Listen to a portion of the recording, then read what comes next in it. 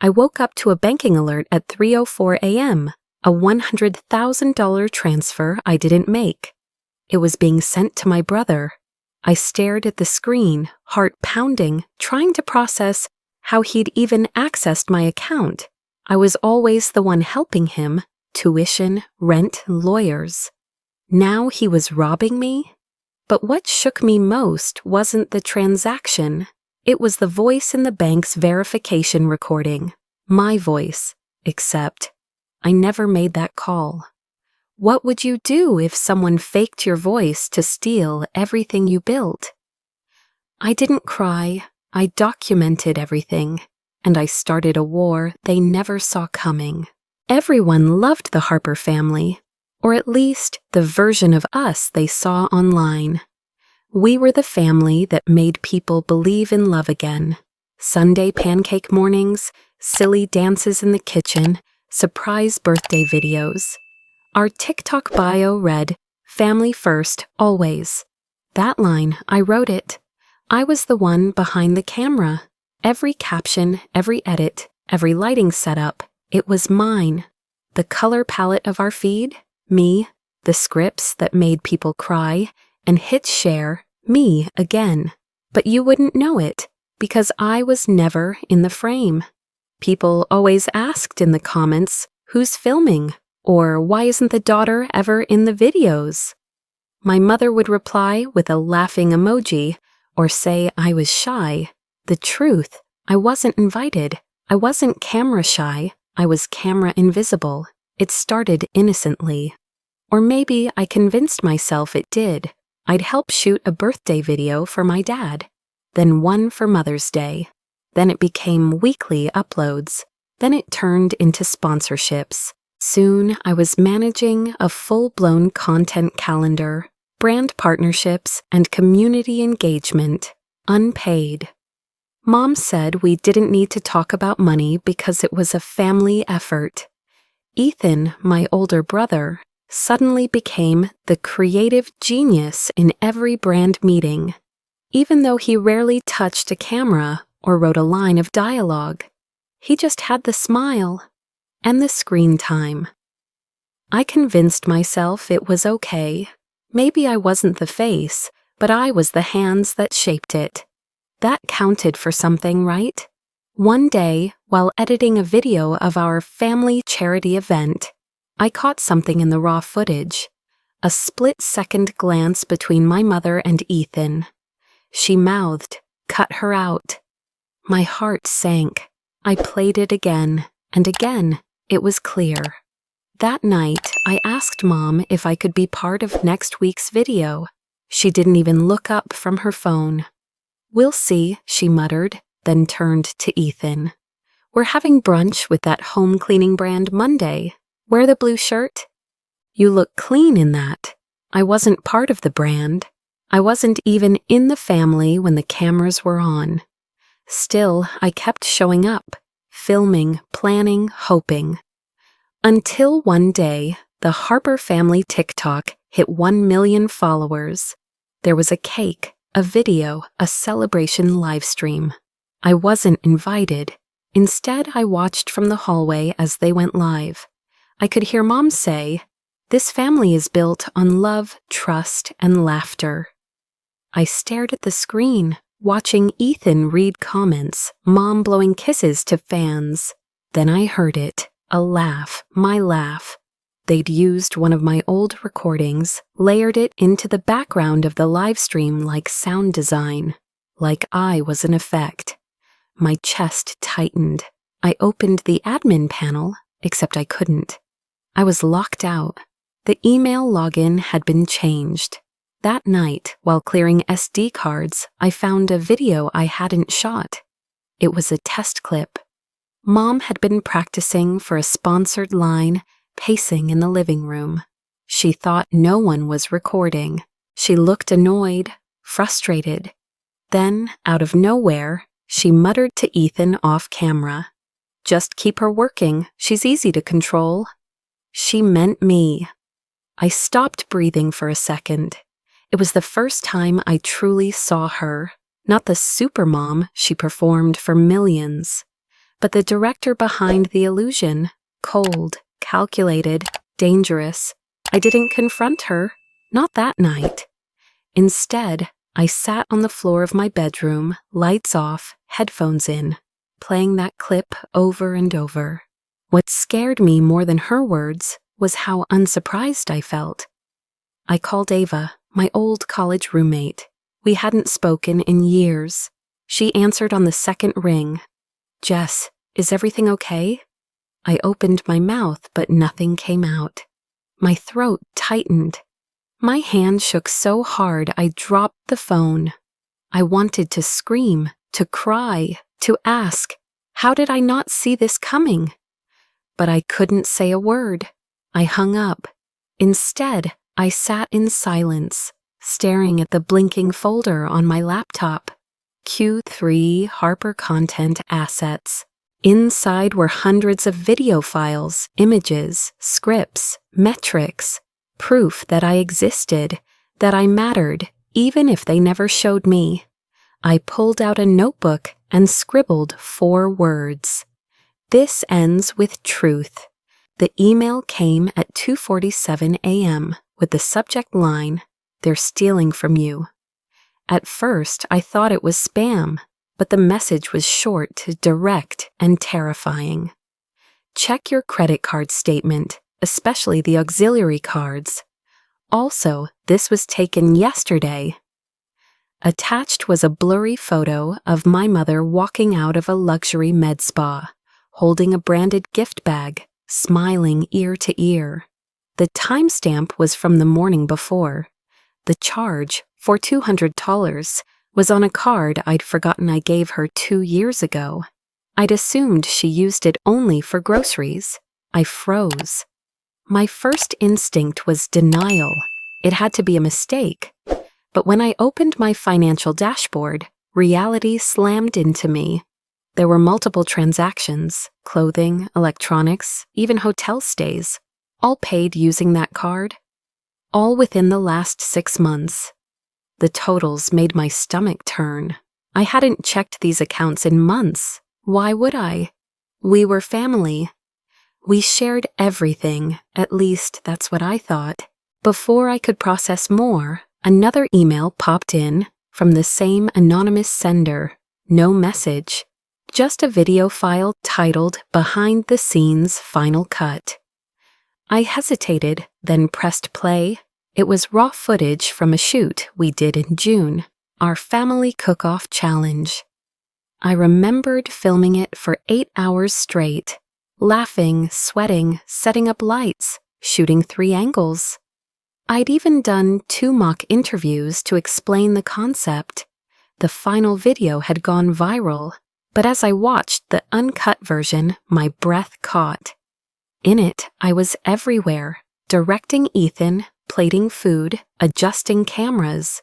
I even did a heartwarming piece to camera about family bonding. None of that made it into the published version. Every shot of me had been removed. And then came the twist I never expected. Near the end of the footage, there was a moment where Mom stepped away to take a call. The camera kept rolling. Her voice, faint but audible, said, "Yes, this is Jessica Harper. I'd like to confirm the routing number for the transfer, 103. I paused, rewound, played it again. It was my name, my voice, my account, but I'd never made that call. I replayed it 3 times. It sounded exactly like me, my cadence, my tone. But I was filming during that call. I had a timestamp to prove it. So how? I grabbed my phone and messaged Danny, an old friend from college who now worked in audio forensics. I sent him the clip and asked the only question that mattered. Could this be faked? He replied within minutes. "Jess, I'm 90% sure this is a deepfake. Voice cloning tech has gotten scary good, especially if someone's got hours of your speech patterns." I sat in silence.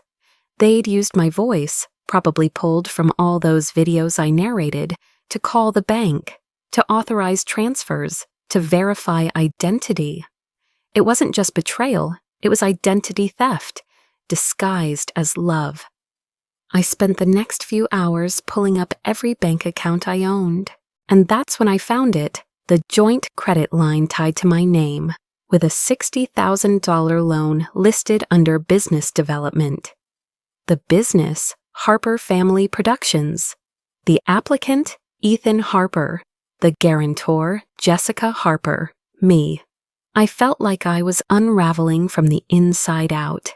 There were signatures I didn't remember writing, contracts I'd never seen. Someone had forged my name, probably scanned it from old legal documents. The worst part? The loan had already been approved, funds dispersed, and if it defaulted, I would be liable. I stared at the screen, my hands numb, my thoughts silent. How long had they been planning this? There was no yelling, no screaming, just a deafening stillness. I walked to the bathroom and turned on the light. The woman in the mirror looked like me, but older, tired, betrayed. She didn't cry, she didn't rage, she just looked hollow.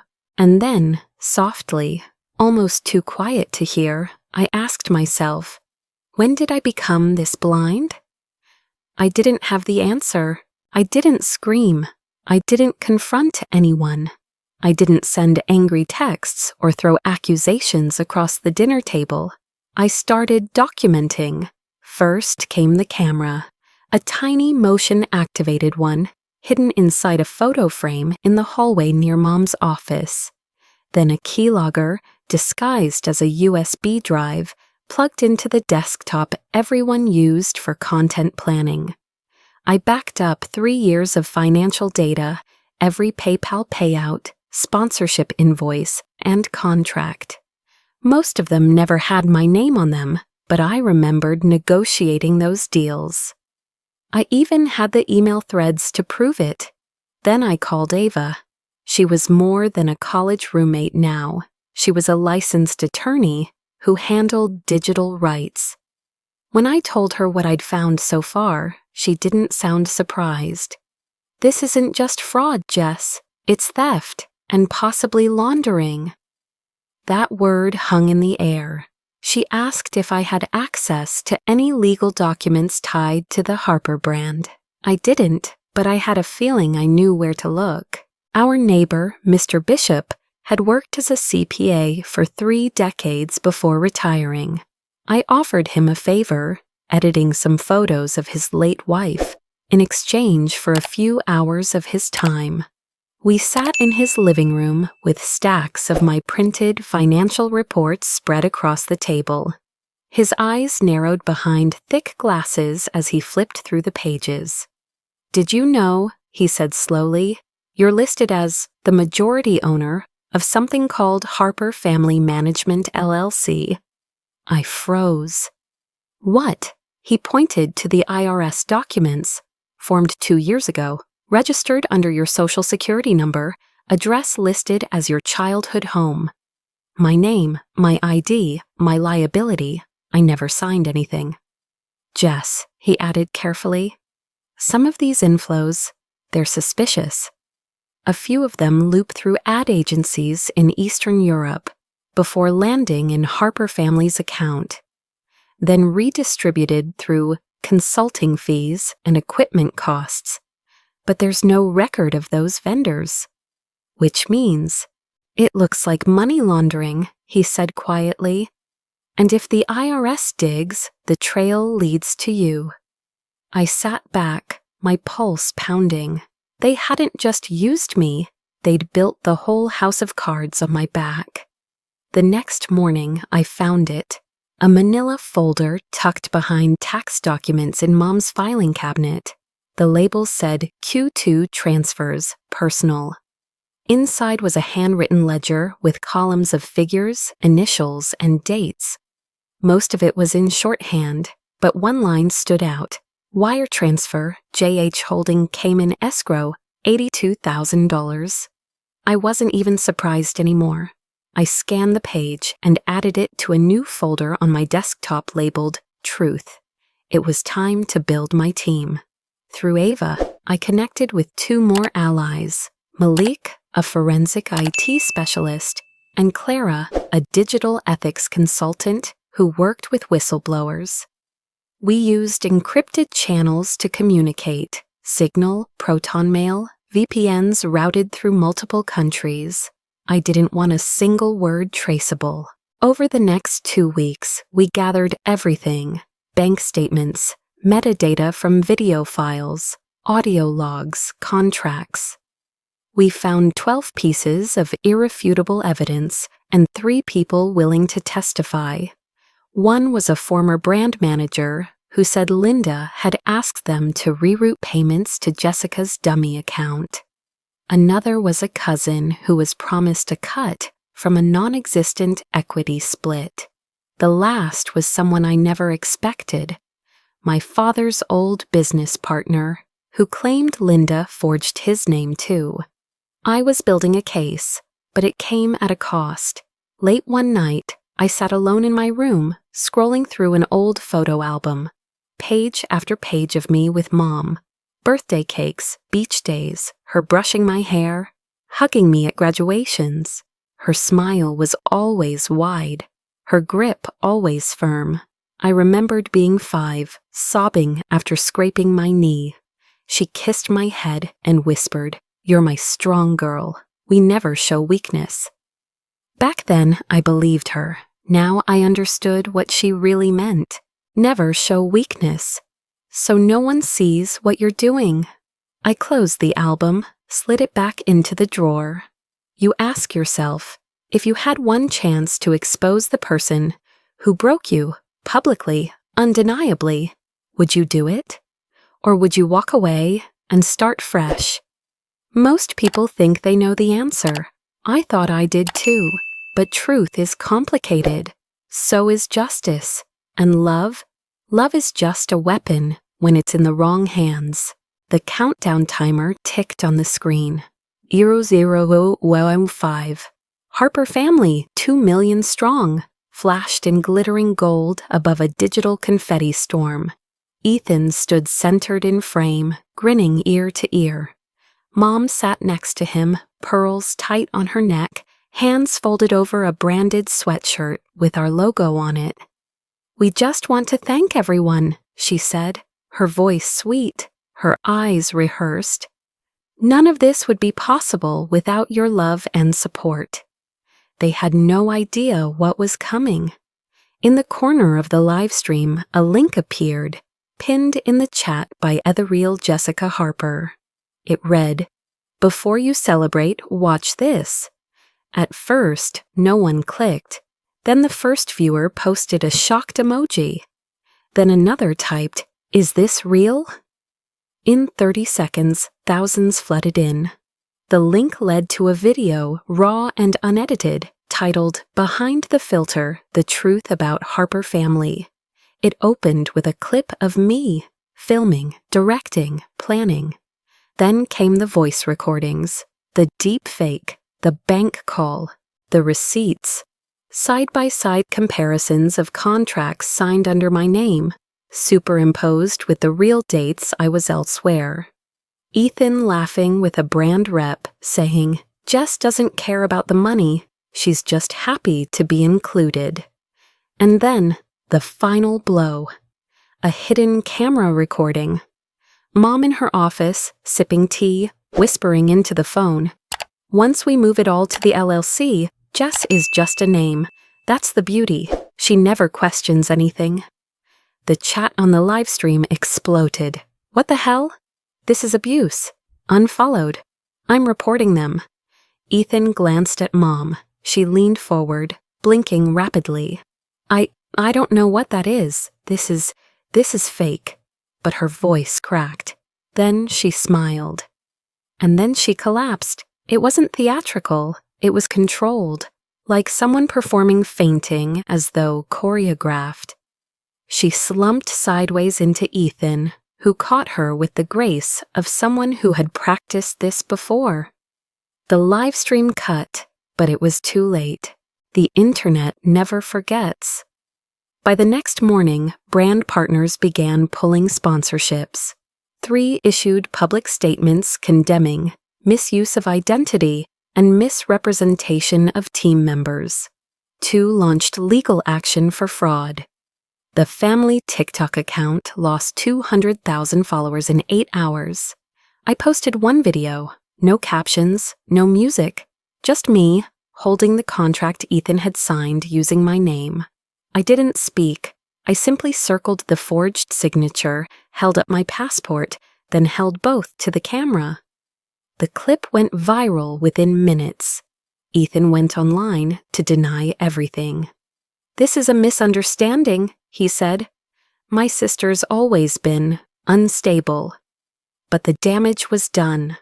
One of the whistleblowers I'd interviewed came forward publicly.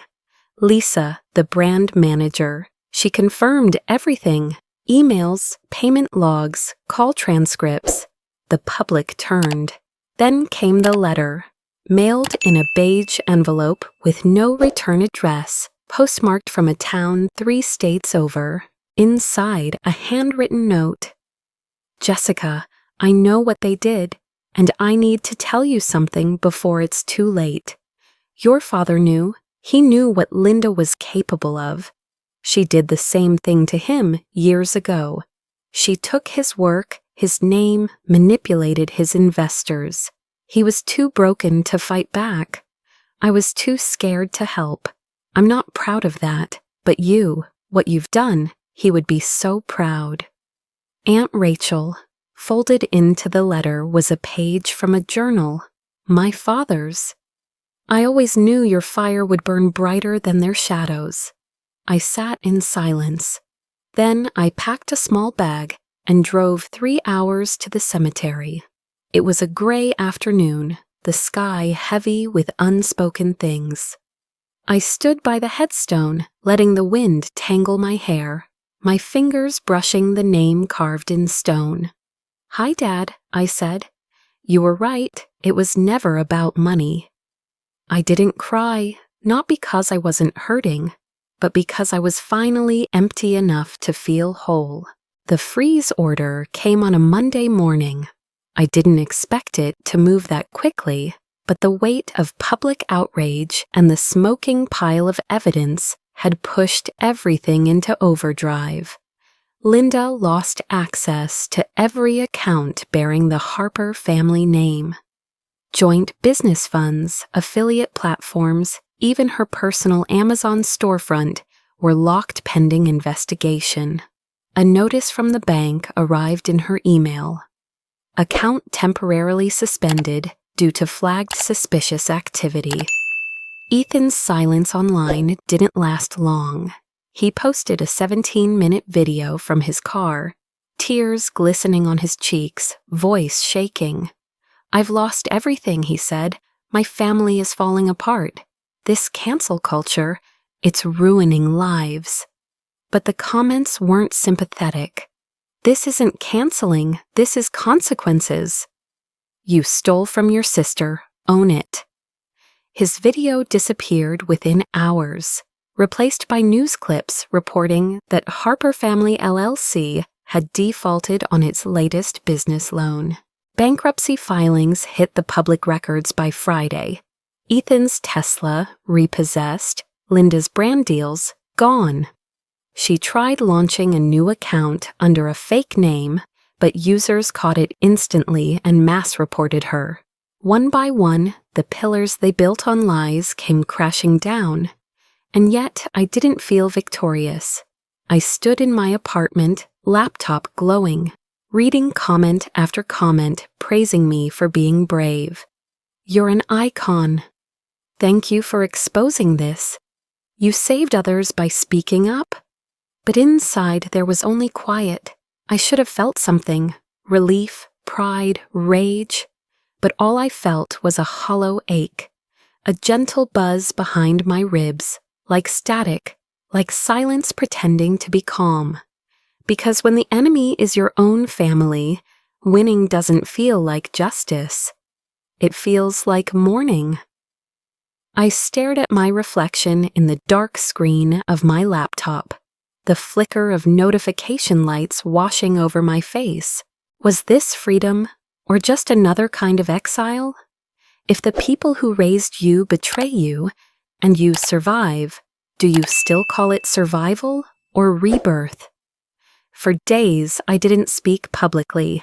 I let the story spread on its own, reshared by news outlets and creators, dissected in podcasts and YouTube breakdowns. Some tried to twist it, suggesting I was bitter, jealous, calculated. Others speculated about mental health, trauma, therapy. I ignored them all. And then I filmed something, my first on-camera video. No graphics, no intro music, no viral hook, just me, my real face, tired eyes, no makeup, raw. "Hi," I said. "My name is Jessica Harper, and for the last 5 years, I've been the invisible force behind what you know as the Harper family." I spoke for exactly 6 minutes. I explained what had happened, not as a scandal, but as a pattern. How love can be weaponized, how loyalty can be exploited, and how silence over time becomes a kind of complicity. I didn't cry. I didn't blame. I just told the truth. It went viral. Within 24 hours, it had 5 million views. Within a week, it had 20.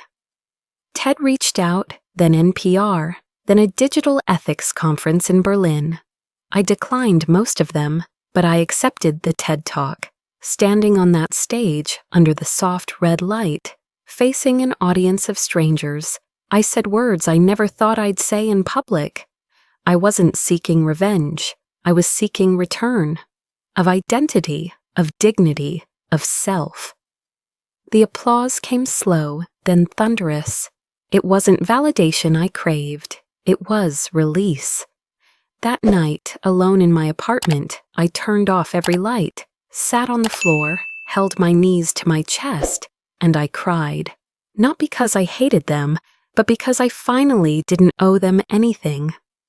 I cried for the child version of me who believed unconditional love meant unending sacrifice. I cried for the teenager who blamed herself for never being enough.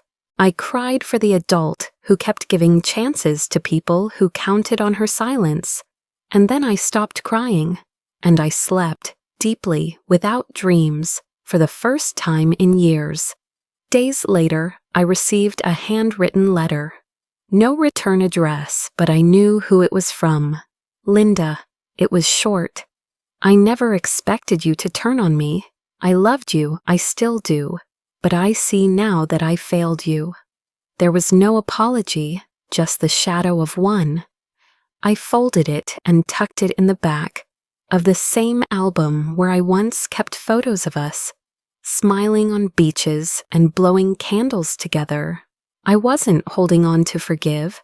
I was holding on to remember, so I wouldn't fall for it again. They built a brand on the illusion of love. I built a truth from the ashes of betrayal, and the final video I uploaded, it was just one sentence on screen, white text on black. My family raised me, but I saved myself from them. The first thing I did was change my name. Legally, officially, on every form, every license, every document that had once tethered me to the Harper family legacy. I sat in the county clerk's office, pen trembling slightly in my hand, as I signed the final paperwork. Jessica Lynn Harper became Jessica Lynn Ash, not to erase the past, but to mark the point I stopped letting it define me. I deleted the last shared cloud drive, canceled every remaining access tied to Harper Family Management LLC. I walked away from the shadow version of my life that had paraded as something whole, and I never looked back. Instead, I opened something new. Unfiltered Truth Media was born out of a single sentence I wrote in my journal one night. What if silence is just survival in disguise? It started as a podcast, then a YouTube channel, and finally a physical studio. A small space tucked between a coffee shop, and a used bookstore, where people who had been exploited by those they trusted could tell their stories without shame. I didn't just speak for myself anymore. I amplified others, survivors of family manipulation, creators who were erased from their own content, daughters like me who spent years shrinking themselves to fit into someone else's vision of success. The work was quiet, steady, not viral, but real. And for the first time, I didn't need anyone's permission to exist. One afternoon, 6 months after the final live stream, I stepped out of the studio and found him waiting. Ethan. He looked thinner, older, like the storm had weathered more than his wallet. He didn't say anything at first, just stood there with his hands shoved deep into his jacket pockets, eyes cast downward. "Jess," he finally said, "I didn't come for drama.